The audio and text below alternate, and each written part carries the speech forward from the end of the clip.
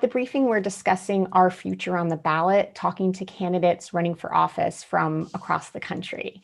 And today I'm so excited we're going to be talking with Tiara Mack, a Democratic nominee for Rhode Island State Senate.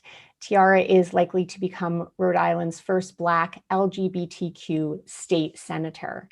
And what's really fascinating, one of the many things that's really fascinating about her win is that it's part of a trend that you might be seeing in your own community or you might be organizing for in your own community, of first time or new to office people who are running to unseat incumbents. And they're actually running as Democrats in the Democratic primary and unseating sometimes very long-term incumbents. And they're running on very sort of proudly progressive platforms.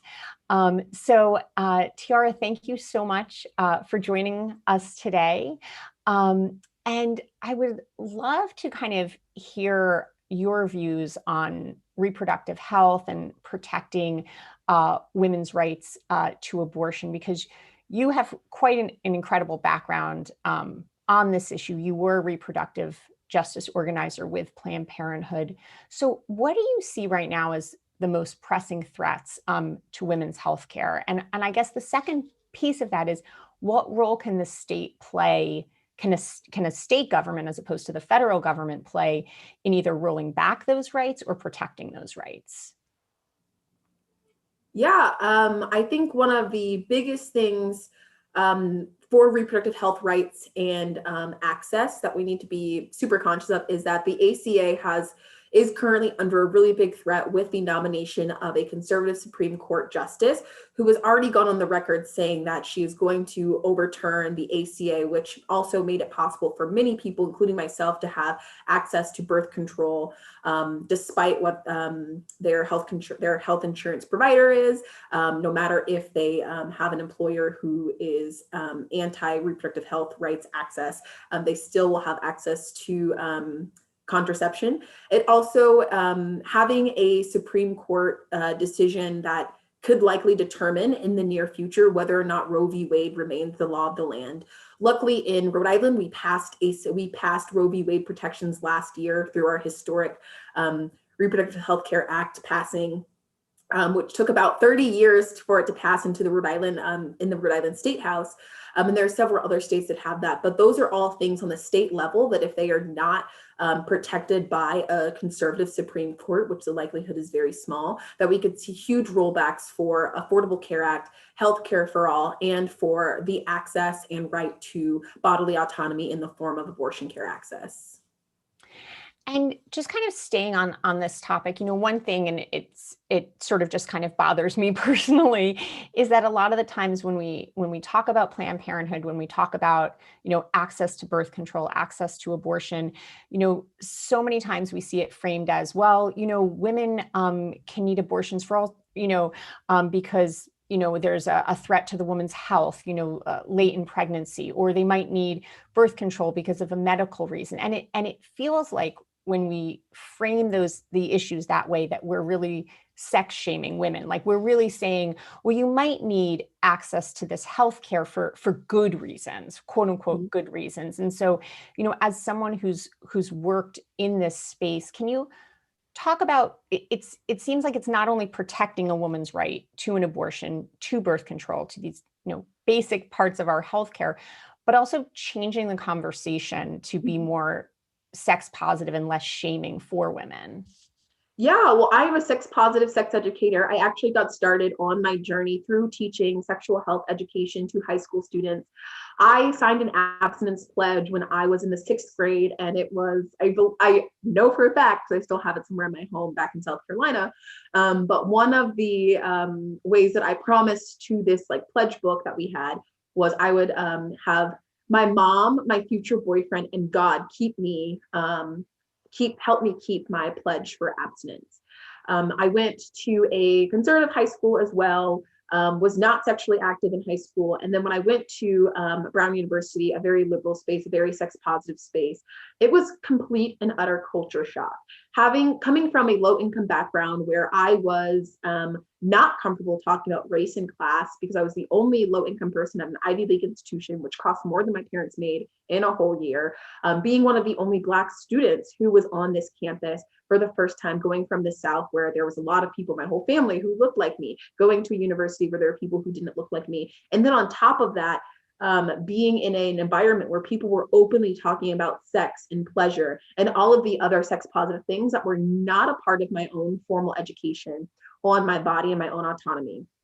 So being a low income Black person who was at a college institution, which is completely different than my makeup, I felt like I was already not ready to have so many different conversations with my peers, and I wasn't comfortable having any of those conversations with my peers. And then an opportunity came up to teach sex ed through a program at the university called Sexual Health Advocacy through Peer Educators, to teach sex ed to local high school students. And I did that my sophomore year after applying my freshman year. I'm like, well, if I didn't know this, like there are people out there like me who literally have no idea how to talk about their body, how to access agency, and how to actually practice autonomy in whatever way they want to do it. And for me, that was unlocking conversations about my body, my sexuality, and my identity in a safe and culturally sensitive and respectful environment. And also sharing that with 15-year-olds who at the time are yearning to have that conversation. And I taught sex ed all throughout the rest of my college career. And then I went to go on to teach high school math, and I still was teaching sex education.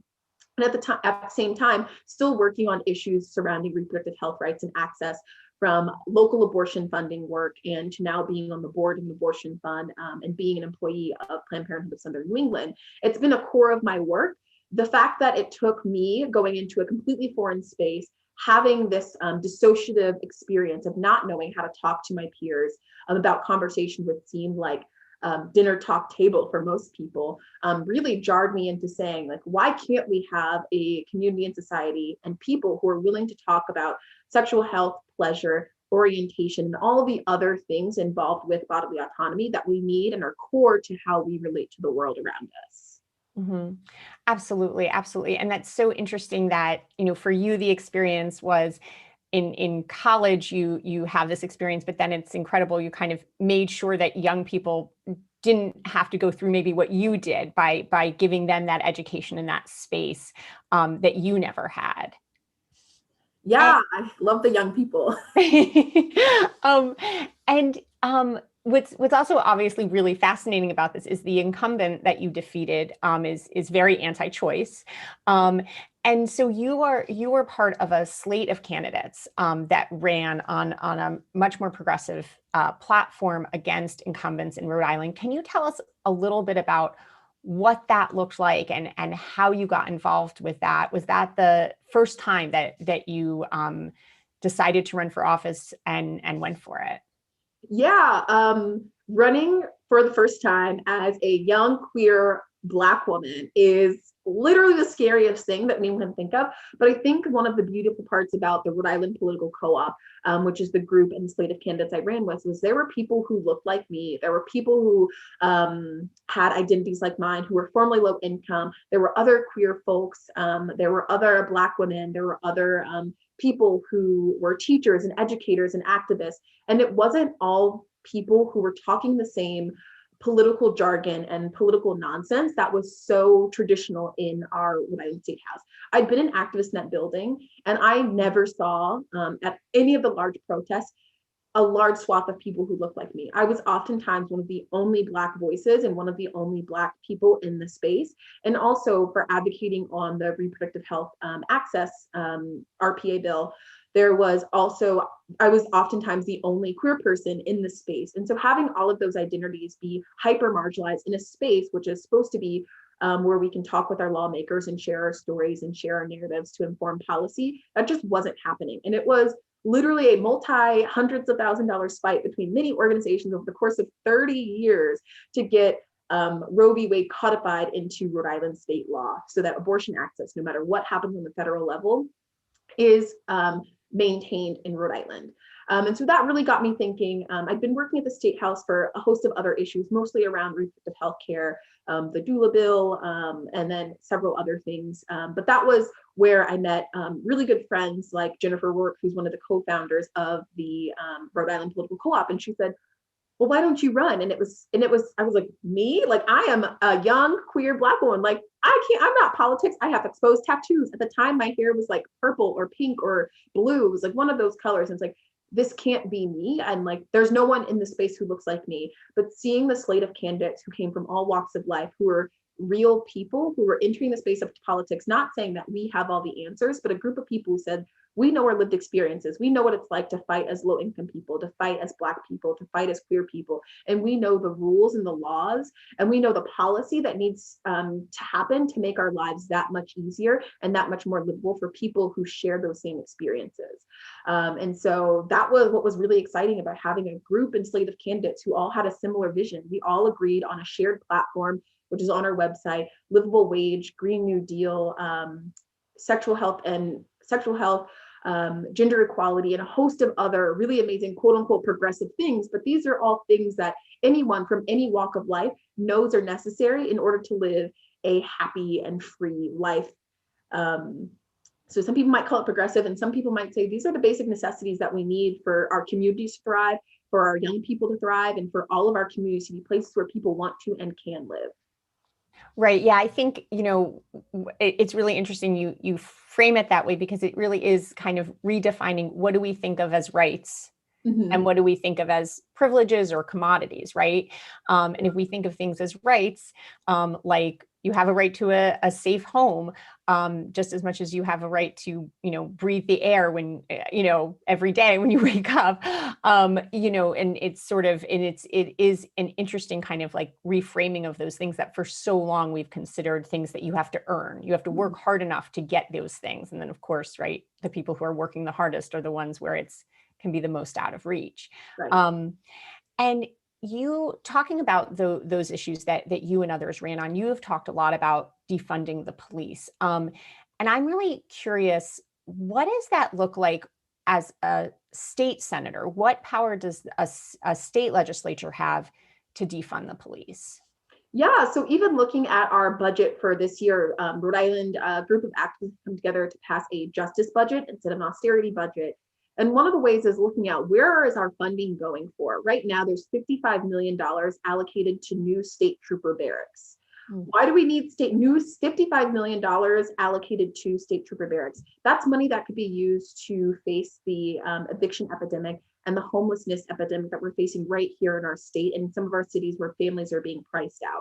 That's $55 million that can be allocated to making sure that there's affordable housing, green housing, and environmentally friendly housing in our state that we're investing in each year. That's money that can go towards education, making sure that every single young person has access to reliable internet, a one-to-one device, and access to tutoring on top of socially distanced learning. That's money that can go to make sure there is public transportation in communities where they don't traditionally have access to cars, or there is more money allocated for infrastructure of bike lanes and public green spaces, cleaning up our water sources, making sure that we have lead-free pipes in all of our old buildings, making sure that every school is a place where students can both learn and feel safe and have mental health workers and social workers and other resources. That's what we're talking about when we say defunding the police. It's not take that money away and put it nowhere. It's take that money and put it back into the communities that need it and put it into the places where it makes sense. We have just recently, Rhode Island had a very awful incident where an off-road vehicle was hit by a police officer intentionally. And there's been a lot of conversation about quote unquote illegal dirt bikes and road bikes, or illegal dirt bikes being used on our main roads and in our communities. But if we had a space that was a recreational space within our city where there were off-road vehicles allowed, and where there was a place where our off-road vehicles, because we know they're in abundance in our city, could go, why don't we create that reality? Instead of criminalizing the behavior, why don't we create a safe space for off-road vehicles in our city to be off the street, away from our young people, away from our streets, but still have that as a recreational option, because we know that folks are wanting more recreation. They're going to practice recreation. And if we're a state that values our communities and values our livelihoods, shouldn't we be investing in that rather than state trooper barracks who are then going to commit atrocious acts against someone riding a 45-mile-per-hour vehicle? And do you see defunding as a step towards abolition of the police? Oh, 100%. I think defunding is one of the ways that we practice abolition, purely because if we're looking at the services that police are providing, they are often first responders, they are often domestic violence social workers, they are often helping with mental health issues, they are often helping with traffic issues. Those are all issues that can be circumvented to actual agencies whose role in the community is to practice that. When someone calls for a domestic violence situation, they should be able to call a social worker, a mental health worker. They should be able to go to a counselor or go to a mediation group. They should also have had resources before it got to a point where there was an instance of violence in their home or with their intimate partner. We should also have schools and school buildings that are addressing the mental health concerns of our young people as early as elementary school. If they have those resources, if they're facing homelessness, hunger, or any of the other myriad things that our young people are facing within our school buildings, if we had mental health workers instead of police officers stationed in our school, there'd be far less instances of violence and more cases of loving and intentionally practicing compassion towards our young people in our schools. If we had more resources allocated to recreation for folks so that they're not quote unquote hanging out in the streets, if we had public green spaces, if we had more places for people to gather recreationally that wasn't quote unquote a loud place or near homes or that was in danger to our young people, we would have those resources in our communities and we would have what we need, and we would need to have a situation where people are policed. I'm not saying that there is no room for a system that practices accountability and that practices mediation and that practices I hate to use the word punishment because I don't think it's about punishment. I think it's about accountability. Folks need to be held accountable to their actions. And there's so many different models and ways in which people can be held accountable to their community and to themselves and to the people in their close circle that don't involve punishment, that don't involve the police. And once we start thinking about those systems that do exist and we make them larger scale, we'll have communities that work for the people who live there. Mm-hmm. Right. It's about kind of just being creative and how we respond to these problems. Because for so long, we think of if something's wrong, let's throw the police at it, let's throw incarceration at it, which, as we've seen, is just a very inhumane and destructive system for individuals, for our communities. I want to shift to another issue that you've talked a lot about, which is voter suppression, which can take many insidious forms, right? It's not just going up to someone and saying, you can't vote because you're Black. It happens in so many different ways. And so what does voter suppression look like in Rhode Island? Yeah, voter suppression in Rhode Island looks like voter ID laws. You have to have an ID on you when you go to practice your right to vote. We are one of the few states that has a voter ID law. You look at places like Texas or any other state in the South that had these, and then you add Rhode Island to that mix. It doesn't make any sense. So it's hard to say that, and I think it's also having no access to mail ballots prior to this election, no access to right now during our voting during quarantine. It's really amazing to see that our local board of canvassers and our board of elections were able to open up early voting 20 days before November 3rd, which means that that's 20 more opportunities for someone to practice their right to vote. And Rhode Island historically has really low voter turnout. We just in this past general election had the highest voter turnout of 11.4% of Rhode Islanders, which is insane. But more and more people had access to voting either early in person up to 20 days before the day of voting, and then also by practicing mail-in voting or a combination of the two, getting their mail ballot at home and then turning it back into one of those drop boxes or into the Board of Elections.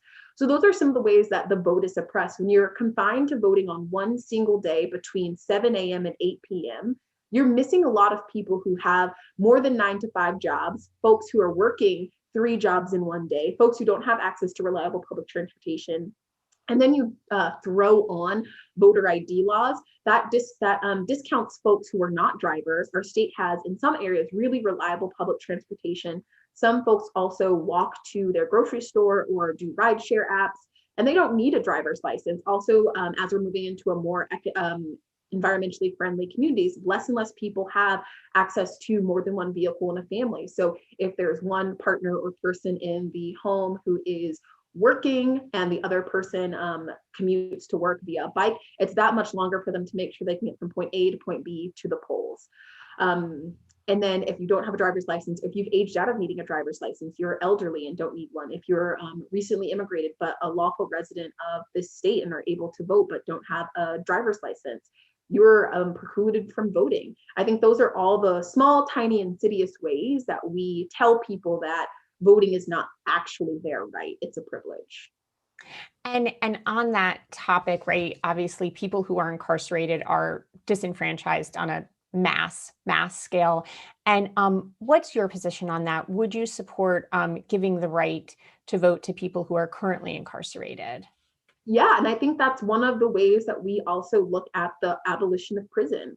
If we are looking at folks as fully, folks who are experiencing the incarceral system and folks who are currently experiencing incarceration, they are still first and foremost people who are experiencing incarceration in our country, and they still have the right to vote. And also, as we see a new influx of quote unquote progressive mindsets who are now valuing the autonomy and who are now changing what legal versus illegal is, we're going to see a lot of shifts of like what was a felony. In some states like Florida, writing a bad check for $150 is a felony. In Rhode Island, it's writing a bad check for $150,000 or yeah, $1,500. There's so many things that are considered a felony, but if you see those as that's what someone's using to survive, why is someone writing a bad check at the grocery store for that much, or at a baby store, or at a hospital, or any of those reasons? We see them as survival and not as felonies. And if we're giving our folks a livable wage of at least a minimum salary of $50,000 a year, and if we're making sure that we have good quality universal pre-K so that young parents can go back to work sooner and that our young people are in a quality education system at the earliest age possible, then we're looking at ways that we can prevent people from entering that system in the first place and find less and less of a need for that system to exist. And in the meantime, we should know that laws are human made and they're often used against communities of color, Black, Brown, and Indigenous communities to prevent them again from accessing their right to vote. And so once we give people back that autonomy and we change the laws and we decarcerate a lot of our Black and Brown Indigenous communities and low income communities, then we'll see that we're going to have an uptick in voting once we give people that power back, once we give communities that power back. And we've heard this for years in the US, but especially, during the pandemic, it's been this time of, there are budget shortfalls, kind of as if this is something that's happening to us. And that means we can expand, universal pre-K, or, we can expand any of these programs that kind of meet people's basic needs. Could you talk a little bit about that and what your vision is for raising revenue as a state legislator? Yeah, so Rhode Island has the resources it needs right here in our state right now, and we're failing to collect it. And it's because we made a massive tax break to our largest income earners in the state. That's folks who are making over $435,000 a year.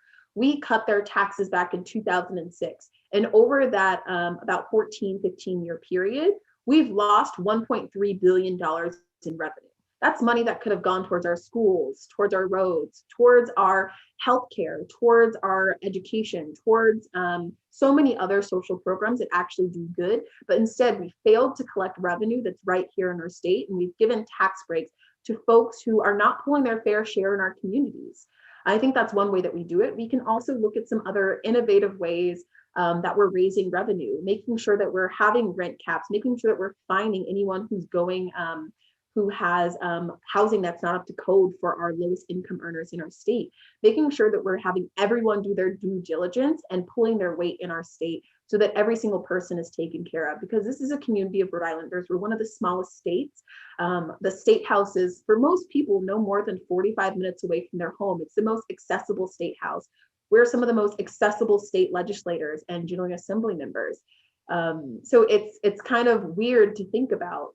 We have the most access, yet we're not utilizing that. And we're not using the resources that we have right here in our state. And some people may say, well, they're raising taxes and that's crazy, or that's un-American, or whatever other reasons they have. But the truth be told, we have some of our lowest income earners paying more in taxes than our highest income earners. How does that mathematically make any sense? How can we do a massive tax break over a decade ago, but then also failed to collect $1.3 million in state revenue that can go towards all these programs that we're hoping to fund. Every single year, I think it's $120 million that Rhode Island fails to collect. And if we just collect that next year, that's almost what we need to fund our statewide housing program to make enough units for the next 15 years. That's enough money to get us on track for green new energy across our state. That's enough money to make sure that we're investing in childcare, universal pre-K, universal lunch programs for our state. So many different things that we have right here. We're just not seeing where we're failing our communities by giving breaks to others and not to the rest of us. Thank you so much, Tiara. We unfortunately are out of time, but thank you so much for joining me. And thank you to the audience for joining both of us. This episode will be available as a podcast on Apple Podcasts and wherever you listen to podcasts. The Appeal is live again at 4 p.m. Eastern Standard Time, 3 p.m. Central Time with The Count, a show about what happens after a close election and in the 77-day period between the close of polls on November 3rd and the inauguration on January 20th. Follow Appeal News on Facebook and The Appeal on Twitter.